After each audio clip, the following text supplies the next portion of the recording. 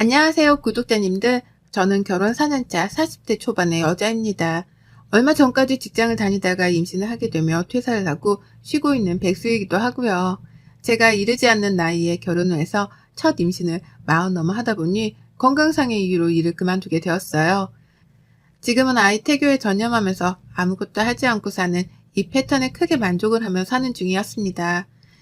이 평화를 뚫고 소리 소문 없이 마음을 뒤흔들어 놓은 저희 시어머니 때문에 사연을 들고 와봤습니다. 자리에 오래도록 앉아있는 것도 허리가 아파서 잘 못할 짓인데 시어머니에 대한 고자질을 하려고 하니 벌써부터 속이 시원해서 엉덩이가 묵직하게 내려앉는 기분이네요. 어디 한번 지금부터 거짓 하나 보태지 않고 적나라하게 고해보도록 하겠습니다. 저희 남편은 저보다 5살이 많아요. 저보다도 남편이 늦은 나이에 결혼했던지라 둘 다 주변 어른들의 성화가 꽤나 컸습니다. 결혼을 하긴 할 거면 차라리 얘부터 만들어 시게 데리고 들어가라는 말까지 드려야 했죠. 저희 시어머니한테서 말입니다. 그 정도로 어머님은 당신 아들 장가 보내기 프로젝트에 목을 매셨고 그로 인해 저는 제대로 된 기분다운 기분조차 내지 못한 채 주변 성화에 떠밀려 식을 치렀어요. 이왕이면 내가 좋아하는 계절에 좋아하는 식장에서 기분 좋은 마음으로 식을 치르고 싶었는데 이왕 할 거면 더 빨리 좀 하라고 보채는 시어머니 때문에 뜬금없이 한여름에 이름 모를 동네 식장에서 식을 치렀습니다. 지금까지도 그때 내 주장을 마음대로 펼치지 못한 것이 천추의 한으로 남아있을 만큼 저에게는 결혼식이 그리 좋은 기억이 못 되네요.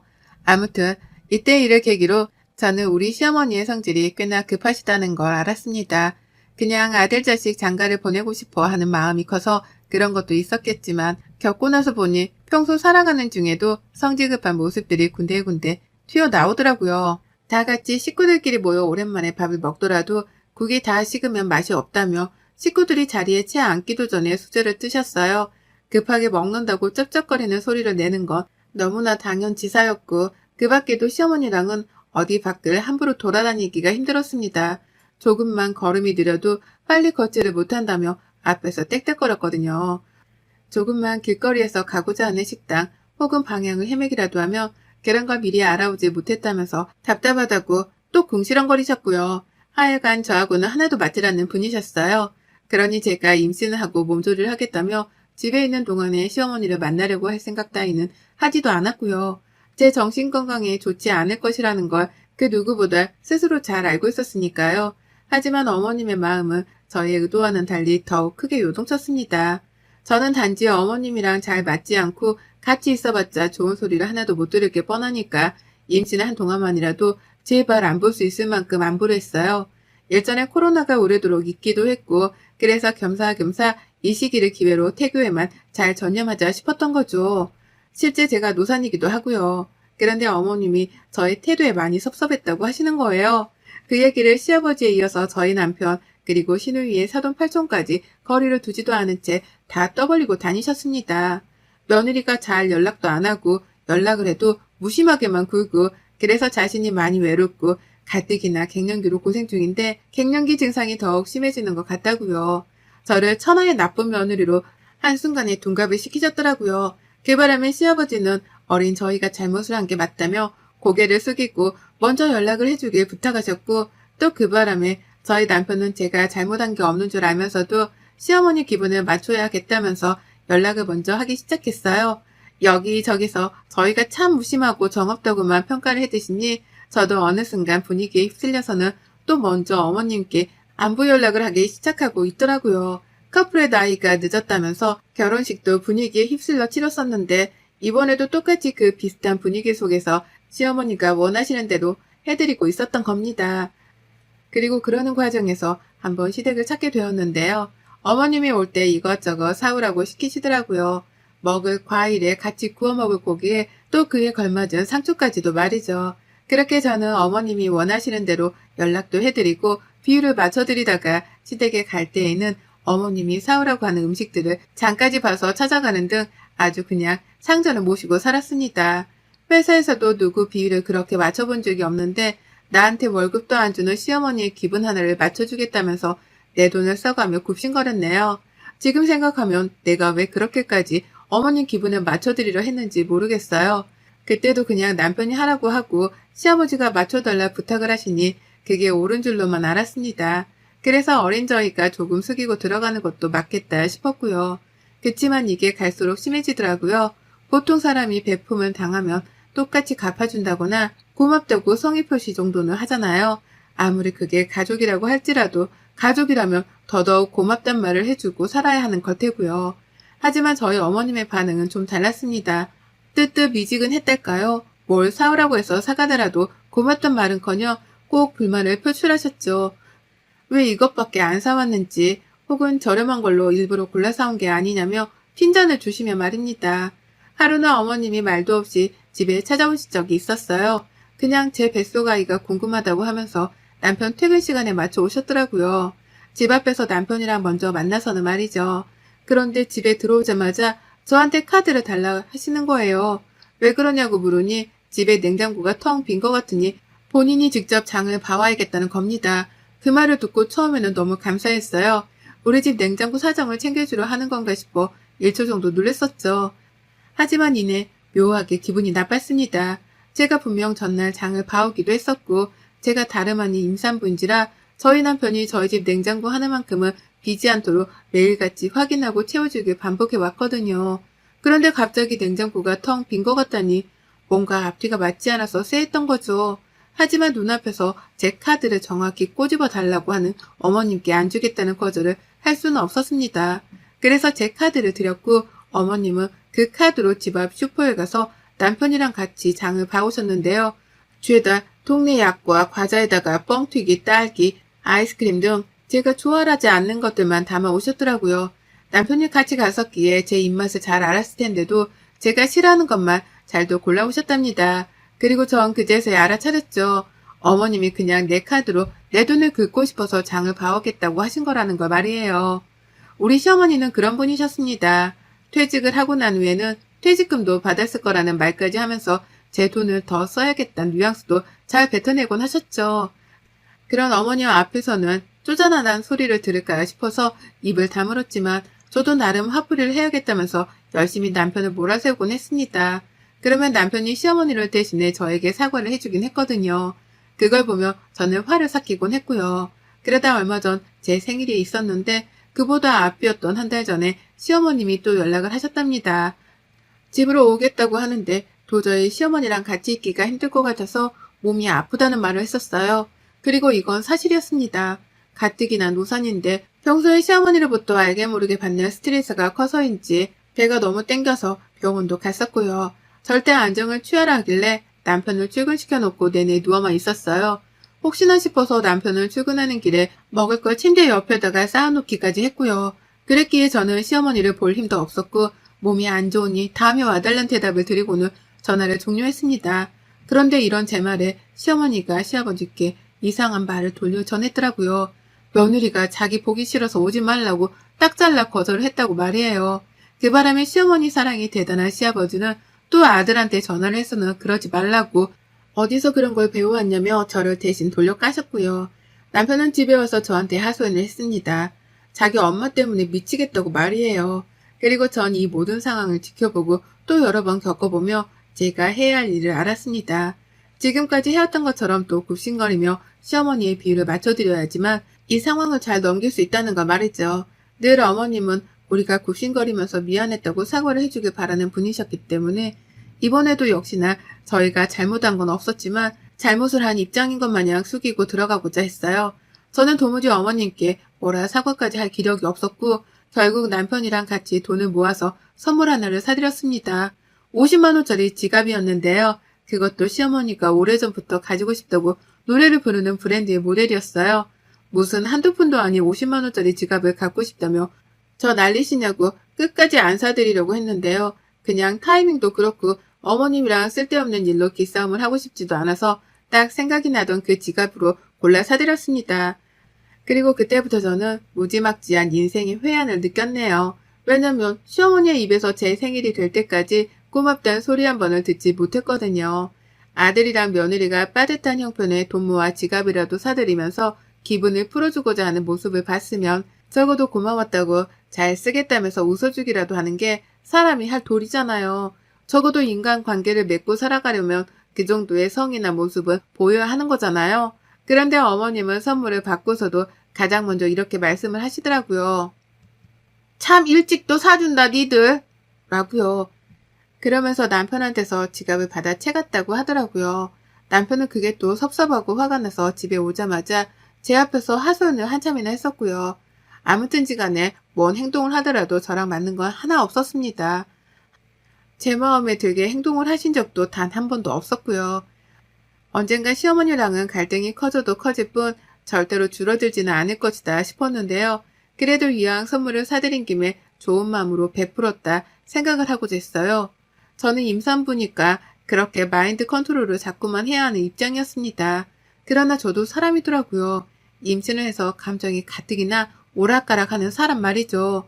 제 생일을 코앞에 두고 시어머니가 전화를 걸어 오셨어요. 집에 오시겠다고 하길래 괜찮다 거절했습니다. 아무도 안 보고 그냥 쉬고 싶었으니까요.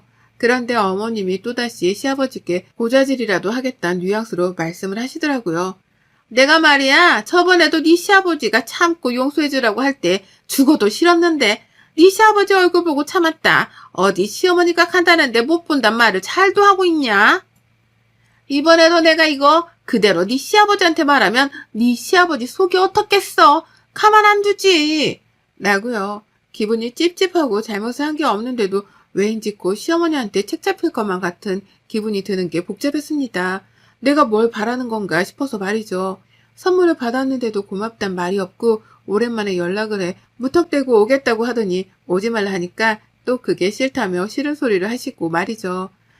하여간 종잡을 수 없는 부정적임이 저에게는 너무 크게 다가왔어요. 그러니 오지 말라고 한 걸 100번, 1000번 잘했다 싶었고 그 찝찝한 상태로 저는 제 생일까지 맞이했답니다. 별로 기분이 좋지도 않았고 생일인데 떨떠름 하더라고요. 내 기분을 시어머니가 완전히 망쳤다는 생각에 이미 생일임에도 불구하고 화는 나 있었고 좋지 못한 기분으로 남편을 출근시킨 후 하루 종일 거실에 앉아 TV만 멍하게 봤습니다. 웬일인지 밥맛도 없고 또 무기력해서 소파랑 한시도 떨어지지 않으려 하는 중이었어요. 그런데 그때 밖에서 소인종이 울리더라고요. 누가 집에 찾아온 겁니다. 솔직히 놀랐어요. 그리고는 이내 잠깐 생각했죠. 우리 남편이 생일이라며 보낸 선물 택배가 도착한 게 아닐까 하고요. 어느 여자든 솔직히 이런 선물을 내심 바라곤 하잖아요. 그런데 그 잠깐의 설렘은 문을 열면서 산산조각처럼 부서지고야 말았습니다. 시어머니셨거든요. 제 집 앞에 시어머니가 오겠다는 말씀도 안 하고 서 있었어요. 놀라 서 있는 저를 보면서 멀쩡하구만 어디가 아프다는 거야 도대체? 라고 하면서 혼잣말을 하고는 집 안으로 들어오더라고요. 그러면서 봤습니다. 어머님의 손에 들려있는 조그마한 비닐봉투 하나를 말이죠.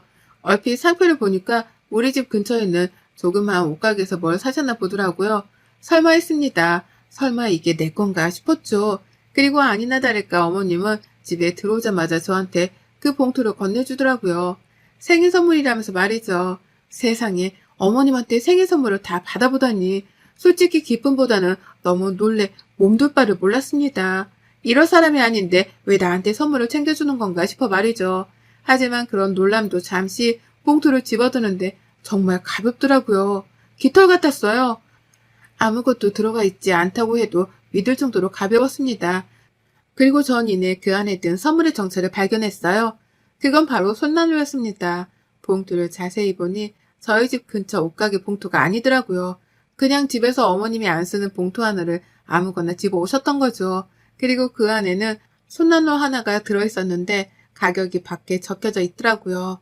2,000원이라고요. 그거 받아들고는 시어머니랑 손난로를 번갈아 쳐다봤습니다. 이게 뭐냐는 눈빛을 강렬하게 보내면서 말이죠.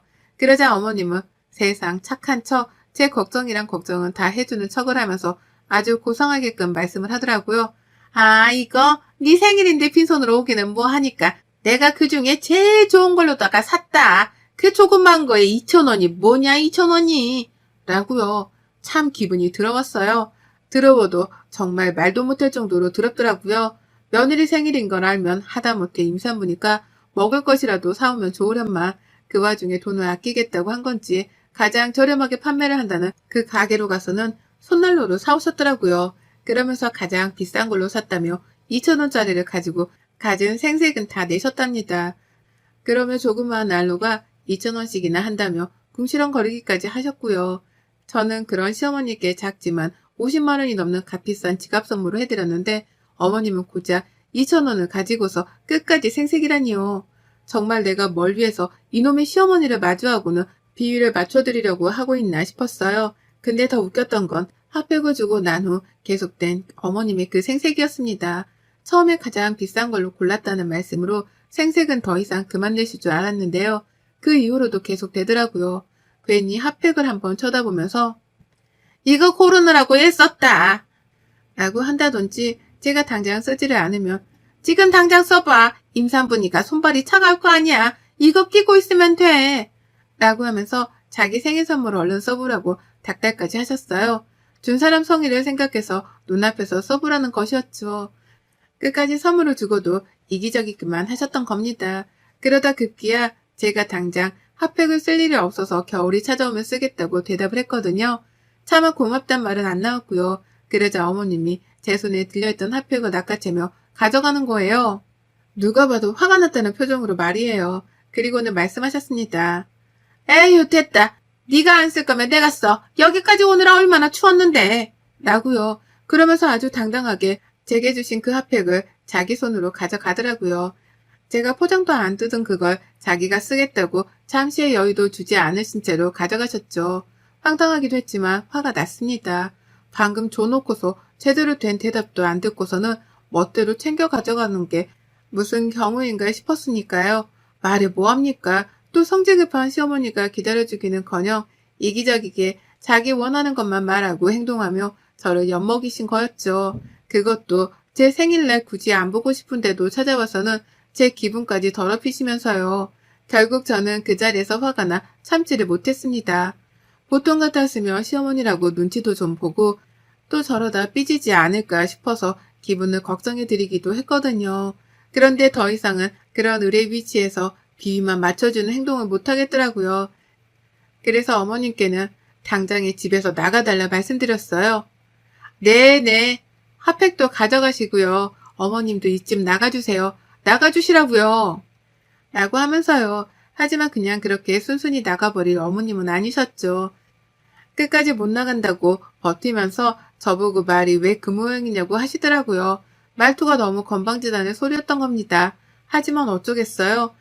제가 기분 좋게 뭔가를 부탁드릴 상황도 아니었고 어머님은 이런 취급을 받아도 정당한 분이다 싶었는걸요. 그래서 저도 똑같이 나가달라고 어머니만큼이나 버텼습니다. 그러다 조금씩 언성이 높아지기 시작하면서 저는 아예 현관문을 열어버렸고요. 제가 현관문을 연 채로 목소리를 크게 질러대니 어머님은 이웃 보기가 창피하셨는지 아유 내가 쟤를 어찌 말려 라는 황당한 말과 함께 가방을 챙겨 나가셨어요. 본인이 먼저 시비를 걸어오다시피 하셨으면서 이제와 저를 어찌 말리냐며 제가 잘못을 했다는 식의 뉘앙스를 보이더라고요. 그리고는 휙 나가버리는데 제가 제대로 사과조차 받지를 못한 것 같은 찜찜한 기분에 머리가 잠시 띵했답니다. 내가 잘못을 한 게 아닌데 왜 나한테 저러시나 싶어서 멍하다가 뒤늦게야 정신을 차리고선 어머님을 쫓아나갔어요. 할 말은 해야겠다 싶었으니까요. 저만치 앞에서 화가 나 씩씩거리면서 걸어가고 있는 시어머니가 보였는데 무조건 따라잡아야겠다 싶었습니다. 그래서인지 걸음도 평소 같으면 무거워 느릴 텐데 그 어느 때보다 가벼웠어요. 마치 뱃속아이가 저를 응원하겠다고 나선 것 마냥 말이죠. 시어머니를 거의 따라잡았을 때쯤에 이야 아니나 다를까 어머님이 시아버지랑 통화를 하고 계시더라고요. 그러면서 또 없는 말을 지어내듯이 힘들어 죽겠다며 제 흉을 보고 계신 겁니다. 며느리가 어째 저렇게 무뚝뚝하고 자기를 인정해 주려고도 하지 않냐 하면서 시아버지께 제가 참 버릇이 없었다고 고다지를 하고 계셨어요. 맘 같아서는 뒤에서 정말 손부터 날아갈 뻔했어요. 하지만 이내 저는 손은 날리긴 날렸지만 시어머니의 핸드백으로 그 손을 뻗었습니다. 핸드백을 뺏자마자 시어머니는 제가 무슨 도둑이라도 된다는 듯이 놀래 자빠지를 하시면서 가방을 사수하려 하더라고요. 엄매야! 라고 비명을 지르면서 말이죠. 하지만 이내 저는 그런 시어머니를 제압했답니다. 제압을 할 리도 없었어요. 바로 가방에 손을 뻗자마자 그걸 낚아챘고 그 안에서 딱 하나 지갑만을 사수했습니다. 제가 얼마 전 남편이랑 돈 모아 비 맞춰드린다면서 샀던 그 지갑을 말이에요. 그 지갑을 손안에 쥐고서는 길거리 한복판에서 지갑을 탈탈 털었습니다. 그 안에 든 어머님 신분증이랑 카드, 그리고 현금을 바닥으로 따궈버린 것이었죠. 어머님은 뭐 하는 짓이냐면서 소리를 질렀지만 또 그 와중에 사람들 눈치가 보이는지 중간중간 목소리를 깔아내리며 저를 말리려 하셨습니다. 하지만 당하지 않기로 했어요. 저는 열심히 어머님 지갑을 비워드린 후 어머님도 제 선물 도로 가져가셨죠? 저도 제가 드린 선물 그냥 제가 도로 가져갈게요. 라고 하면서 제 손에 쥐고 집으로 돌아왔어요. 당연히 어머님은 안 된다면서 다시 돌려달라고 저를 따라오셨거든요. 하지만 길거리 한복판에서 임산부를 상대로 소리를 지른다는 게 결코 쉬운 일은 아니었을 겁니다. 사람들은 다들 저를 쳐다보고 이미 누구는 도와주겠다며 다가오려고까지 하니 어머님은 저를 따라오려고만 하다가 결국 중독 포기를 하셨어요. 그 길로 멀어져가는 자신의 지갑을 바라만 봐야 하셨고 그 끝에 소리를 지르며 말씀하셨죠. 내가 널 다시 보나봐라! 라고요. 그래서 저는 그런 어머님께 똑같이 호통을 치듯 말씀드렸습니다. 저도 보기 싫네요. 라고요. 집으로 돌아오자마자 시아버지도 연락을 해오고 시어머니는 아직 화가 안 풀리셨는지 같이 연락이 오시고 난리도 아니었습니다. 하지만 아무리 절 쉽사리 건드리거나 화를 내지 못했어요. 전 말 그대로 임산부니까요. 그걸 핑계로 시아버지 전화도 일부러 받아서는 임산부한테 사사건 건 전에도 그렇고 오늘도 그렇고 뭐 하시는 거예요? 손주 안 보고 싶으세요? 라며 대뜸 화를 냈습니다.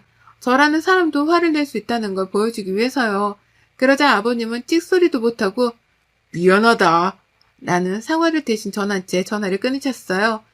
시어머니는 그제서야 시아버지로부터 무슨 얘기라도 들은 건지 전화를 그만 걸어오셨고요. 그리고 전 이 핑계를 아이를 낳고 나서도 대기로 했습니다. 아이를 낳고 나서도 시어머니, 시아버지는 제 기분이 내키는 때에만 아이를 보여줄 거예요. 그게 마음에 안 들면 저한테 굽신거리라고 하죠 뭐. 다 어머님이 뿌린 대로 거두는 중이니까 저는 거기에 양념만 첨가해서 저 편한 대로 좀 지내볼랍니다. 여러분의 생각은 댓글로 남겨주세요. 오늘도 시청해주셔서 정말 감사합니다.